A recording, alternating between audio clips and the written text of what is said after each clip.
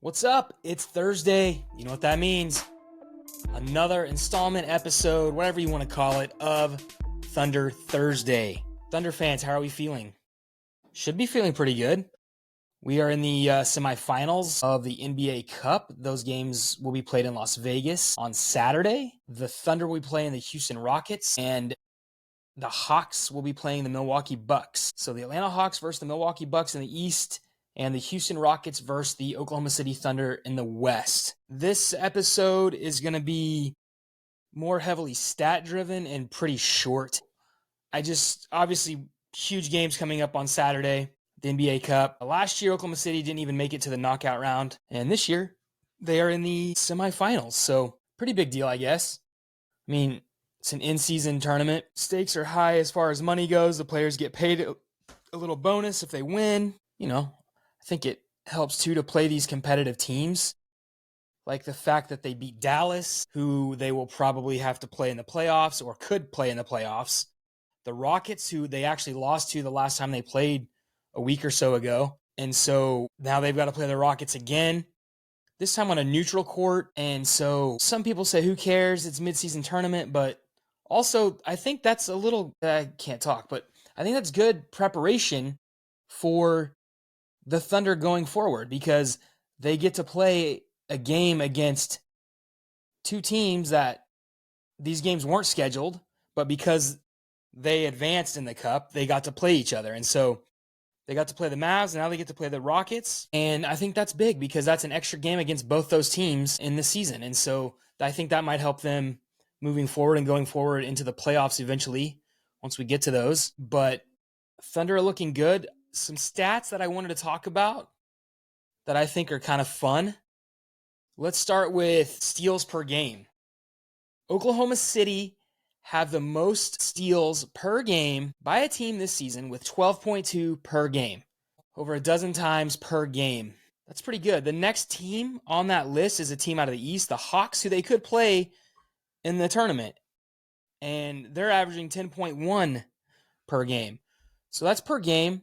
Thunder 12.2, but let's look at steals overall for the entire season. 92 steals for the Thunder. The next team, like I just said, was the Hawks, and they have 262 for the season. So the Thunder have 33 more steals this season than the second best team. So 292 steals, which is quite a bit.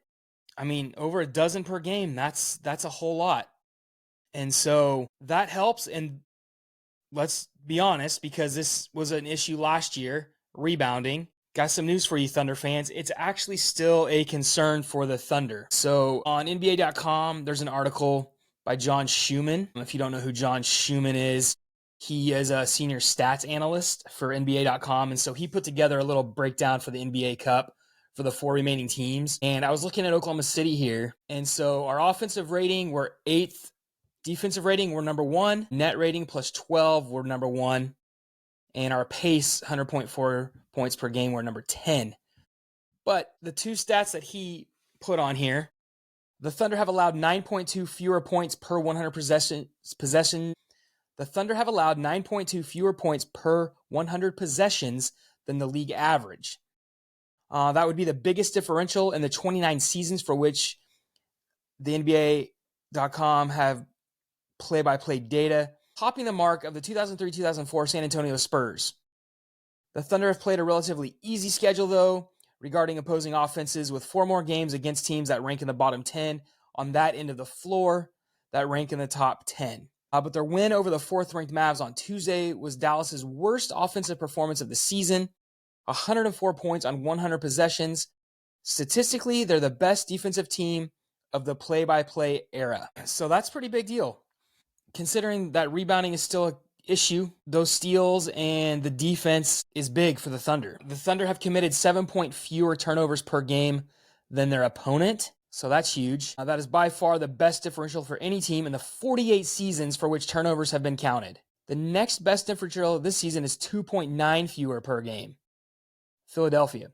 The Thunder lead the league in both turnover rate, so in other words, the Thunder turn the ball over, it says here 11.7 times per 100 possessions, and they cause their opponents to turn the ball over 19.1 out of 100 possessions. So that is also the highest opponent rate for any team in the last 26 seasons. So we're seeing a Thunder team play defense that we have not seen a team in the NBA play like this in a very, very long time. I don't know when that changed, why that changed, what happened, like where did this defense come from?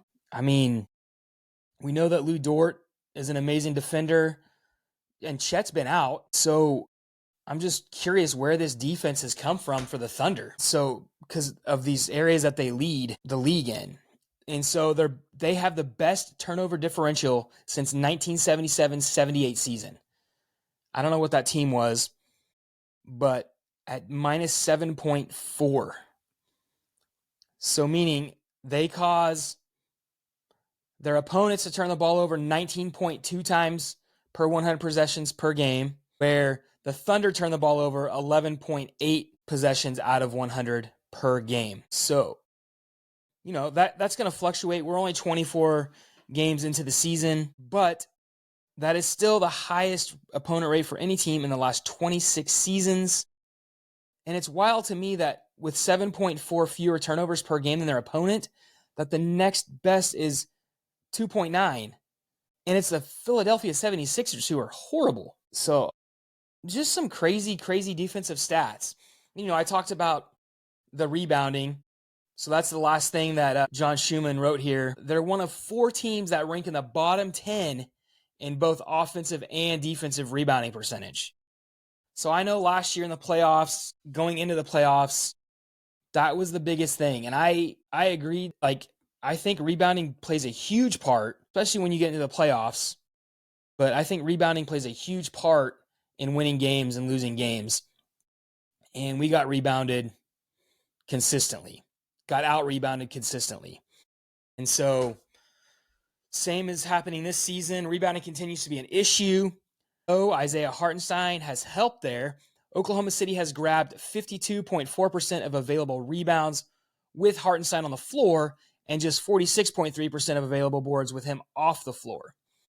The team grabbed 79.5% of available defensive boards against Dallas on Tuesday, which is up from their 55.3% in their loss to the Mavs that without Hartenstein a few weeks earlier. So obviously we need a big man. Chet's out. We didn't have Hartenstein for a while. And so I'm just curious how this is going to balance out because, there were some games where we didn't have Chet or Hartenstein. And so I'm sure we got out rebounded by even more during that stretch. And so now that Hartenstein's back and then Chet will come back, it'll be interesting to see how Oklahoma City does moving forward with rebounding. And that's at both ends of the floor, obviously, because like I said, it says they're one of 4 teams that rank in the bottom 10 in both offensive and defensive rebounding percentage. And so got to figure out the rebounding. The other 3 teams, the Washington Wizards, the LA Lakers, and the Brooklyn Nets. Those are the other teams that are getting out rebounded on both ends of the floor consistently. And so I'm not sure if that will change. Like I said, now that we have some more height, I'm hoping so because we need it, obviously. But if we can keep up the defensive pressure with the steals, so far it's working, right? We've only lost 5 games in the season. So defense is working. It's really incredible to see. I know there's a lot of basketball left. A lot can change. But the biggest surprise is how good Oklahoma City is doing without Chet, which is scary, at least from a basketball point of view. And if you're an opponent that's got to play the Thunder in the playoffs with a healthy Chet, hopefully. We're not 100% sure with that hip injury, but hopefully Chet's back. Hopefully he's healthy and the rest of the team can stay healthy. And if they do, this team could be even scarier, which is wild to think. So that's what I have for you for Thunder Thursday. Oklahoma City takes on the Houston Rockets Saturday night in Las Vegas. So there you have it. Thunder Thursday. Have a good one.